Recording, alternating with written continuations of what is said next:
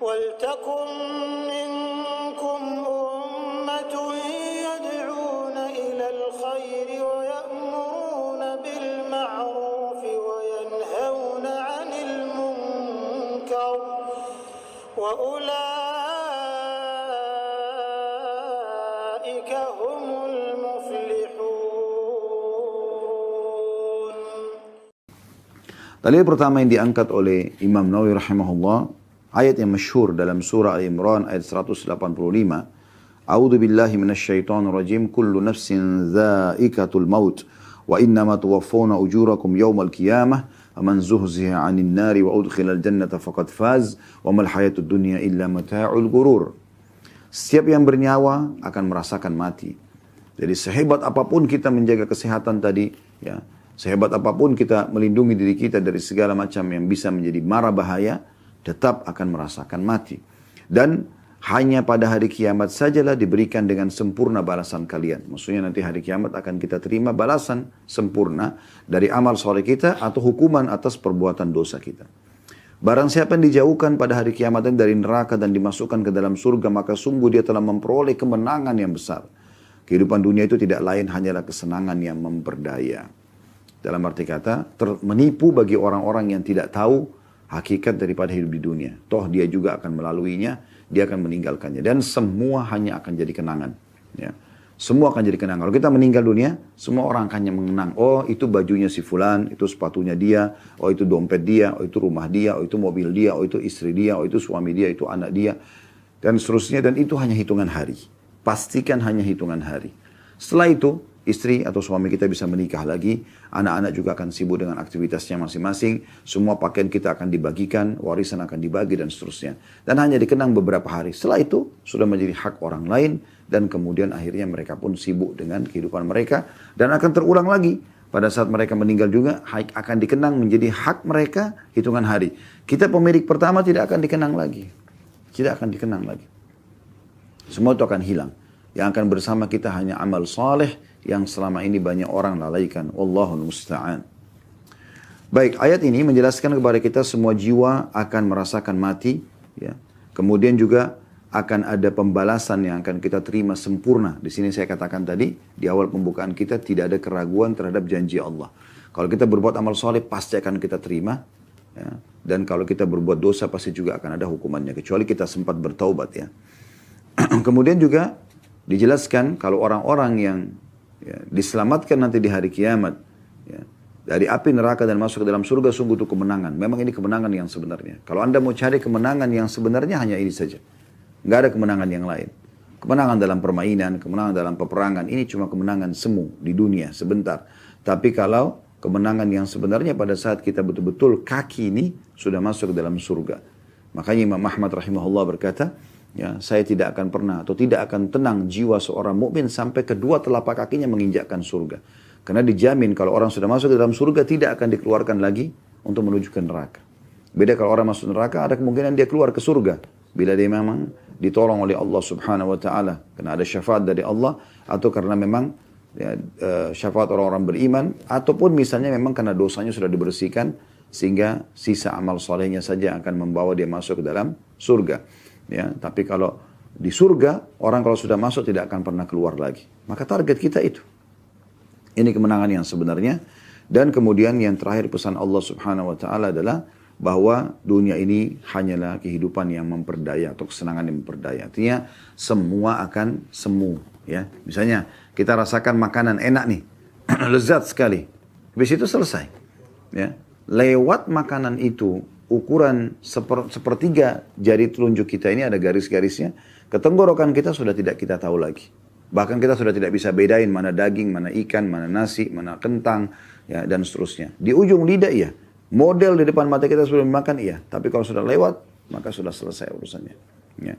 Maka semu sebenarnya, semu. Pakaian kita pakai nih, setelah kita pakai, beberapa waktu kita akan merasa, oh ini tadinya model tren, sekarang sudah mulai berkurang. Atau paling tidak pada saat dia sobek, atau dia rusak, atau dia lapuk, atau kita meninggal dunia. Maka semua juga akan ketinggalan. Seperti itu. Kendaraan, mobil, motor. Mungkin kita anggap sekarang paling canggih yang kita gunakan. Nanti lama-lama akan keluar model baru dan akhirnya ketinggalan. Handphone, semuanya. Maka itu semu. Semuanya itu semu.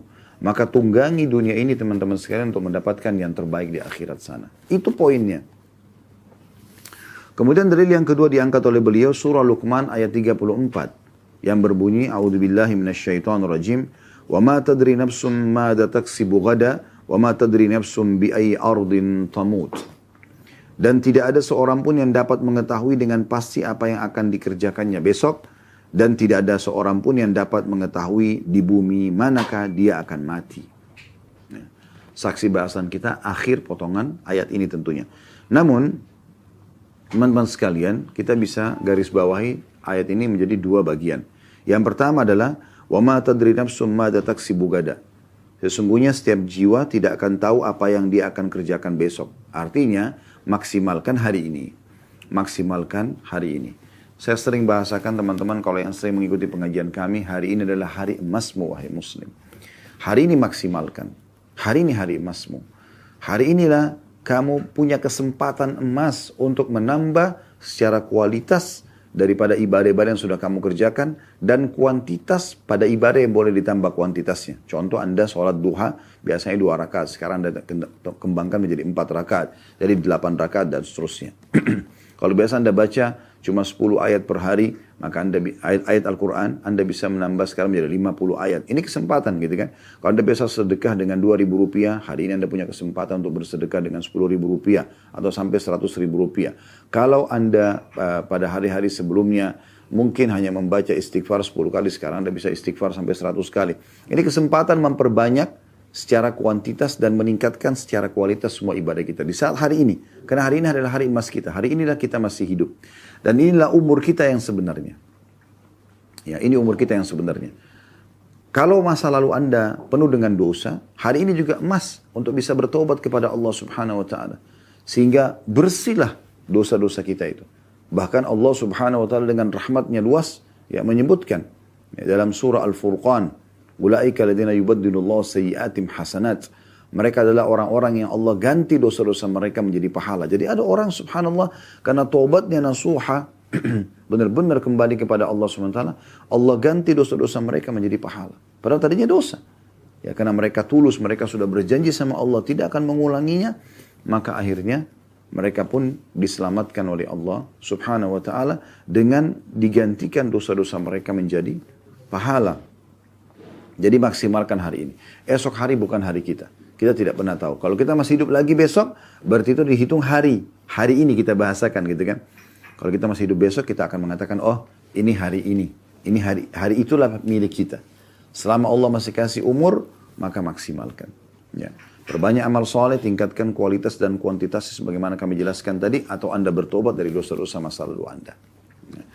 Makanya pernah ada seseorang yang datang kepada Sa'id bin Musayyib rahimahullah, lalu umurnya sudah 60 tahun. Kata Sa'id, berapa umur kau? Dia bilang 60 tahun. Ya.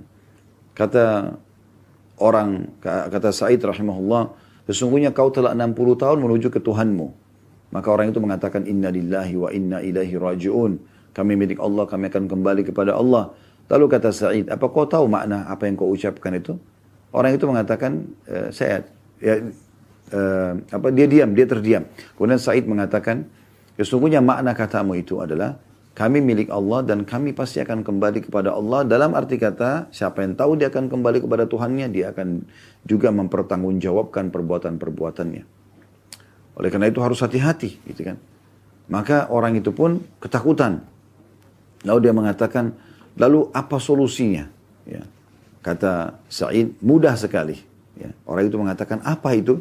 Dia mengatakan, engkau memperbaiki apa yang tersisa, tobat dari dosa-dosa, kemudian coba beramal soleh dari sisa umurmu ini, maka Allah akan terima itu dan Allah akan maafkan masa lalumu. Tapi kalau kau masih diberikan umur sekarang lalu kamu sia-siakan, kamu berbuat dosa tetap saja dalam keadaan kesalahan, ya, maka nanti kau akan dihukum oleh Allah dengan apa yang kau baru lakukan dan juga akan diikut sertakan apa yang telah kau lakukan di masa lalu. Ya, jadi memang segera bertobat kepada Allah Subhanahu wa taala. Kemudian yang kedua dari ayat ini adalah potongan ayatnya, wa ma tadri nafsum bi ayyi ardin tamut, dan setiap jiwa tidak pernah tahu di mana dia akan meninggal dunia. Dalam sebuah hadis disebutkan, kata Nabi SAW, bila Allah ingin merenggut nyawa seorang hamba di satu lokasi, maka Allah akan buat dia punya hajat di sana. Berapa banyak orang subhanallah tidak ada tujuannya dari Jakarta ke Surabaya. Ternyata di Surabaya memang ajalnya akan datang. Ya. Atau dia pergi dari negaranya ke satu negara yang lain misalnya. Maka direnggut nyawanya, kemudian meninggal dunia di sana. Seperti itulah. Maka kita tidak pernah tahu kita akan meninggal di mana. Maka Allah subhanahu wa ta'ala menunjukkan kemahakuasaannya di sini.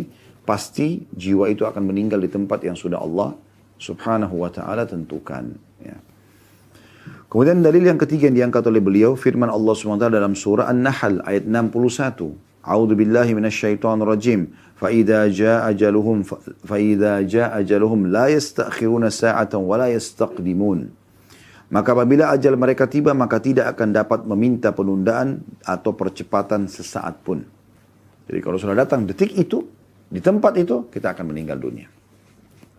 Makanya saya selalu terinspirasi dengan kisah seorang salafus saleh yang bernama Abdullah pada saat anaknya wafat dibunuh orang. Kemudian datanglah seseorang yang menyampaikan kepada dia berita tentang masalah wafat anaknya itu. Maka dia pun dengan sangat tenang merespon. Pada saat orang bawa berita itu mengatakan, wahai Abdullah, anakmu mati dibunuh orang. Maka dia lagi ngunyah makanan, dia dengan tenang, ya, tetap saja dia dia memberhentikan kunyahan makanannya dengan sangat tenang, lalu dia mengatakan innalillahi wa inna ilaihi rajiun, lalu dia kembali mengunyah makanannya. Yang bawa informasi penasaran sambil mengatakan, wahai Abdullah, anakmu baru mati dibunuh orang. Tetap dia melakukan hal yang sama sampai 3 kali.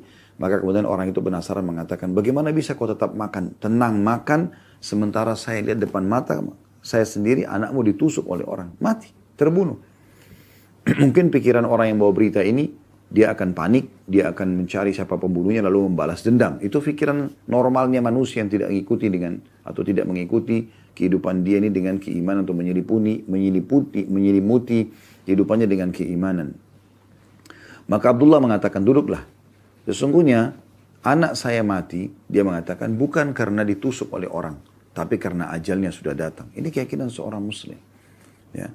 Jadi kalaupun tidak ditusuk di saat itu, dia akan mati juga di saat itu, di tempat itu. Kalaupun dia ya naik pesawat dan meledak pesawatnya misalnya. Kalaupun tidak meledak, di detik itu dia juga akan mati. Ajalnya akan datang.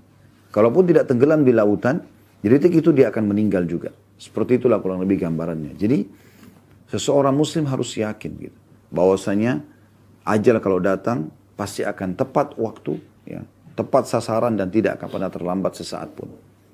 Beberapa hari lalu subhanallah, salah satu saudara kandung saya sempat mengirim di grup keluarga sebuah cuplikan, ya, dan saya sendiri sempat membuka di Facebook, entah siapa yang buat, tapi di situ tentang orang yang meninggal tiba-tiba gitu, untuk membuat kesadaran. Cuma cuplikan biasa saja sebenarnya, tapi ada orang yang di lokasi tempat fitness tiba-tiba jatuh dengan badannya yang kekar. Ada orang yang di acara perkawinan, lagi acara perkawinan tiba-tiba jatuh dan meninggal dunia di tempat. Ya, ada orang yang lagi jalan ngobrol tiba-tiba meninggal dunia dan sekian banyak gitu. Ya, ada anak kecil yang lagi bermain kemudian tiba-tiba saja tanpa sebab tiba-tiba jatuh kemudian meninggal dunia. Begitulah kalau ajal datang. Oleh karena itu harus hati-hati sekali. Setiap langkah kita melangkah, setiap tatapan mata kita pun, setiap jaman tangan kita, di setiap detik itu bisa malaikat maut datang dan mencabut nyawa kita. Oleh karena itu harus hati-hati teman-teman sekalian. Jangan selalu lalai, jangan selalu menganggap remeh. Mengatakan, oh ini masih belum, saya masih muda, belum masuk ke ruangan ICU, rambut saya belum putih, jenggot saya belum putih, badan saya, kulit saya belum keriput. Ini semua ya godaan-godaan syaitan yang membuat kita lalai. Berapa banyak orang yang meninggal masih muda, bahkan masih anak-anak bisa meninggal. Ya, oleh karena itu harus hati-hati. Apalagi kalau orang yang sudah mencapai umur-umur yang sudah memang mendekati ajal itu. Seperti mendekati 60 tahun misalnya. Karena kata Nabi SAW, umur umatku antara 60 sampai 70. Berarti sudah masuk di peringatan Nabi SAW. Kalau di umur ini pun masih lalai, ya masih terus bermaksiat kepada Allah, ini luar biasa ini. Sudah menjelang sampai ke ajalnya. Gitu kan. Maka harus hati-hati. Walaupun bisa saja dia lebih daripada itu. Tapi itu sudah bonus kalau ada lebih daripada 70 tahun. Karena Nabi SAW mengatakan itu. 60 sampai 70. Dan sangat sedikit ya, yang melewatin itu. Kemudian selanjutnya dalil yang keempat beliau angkat adalah surah Al-Munafiqun ayat 9 sampai ayat 11. Ini menggambarkan tentang penyesalan ya, orang-orang yang menyanyiakan tidak berbuat amal soleh semasa hidupnya. Nanti pada saat malaikat maut datang baru dia nyesel. Ya. Walaupun digambarkan dalam ayat-ayat ini tentang masalah sedekah. Tapi ditarik oleh para ulama secara umum amal soleh yang akan disesali bagi orang yang selalu melalaikannya.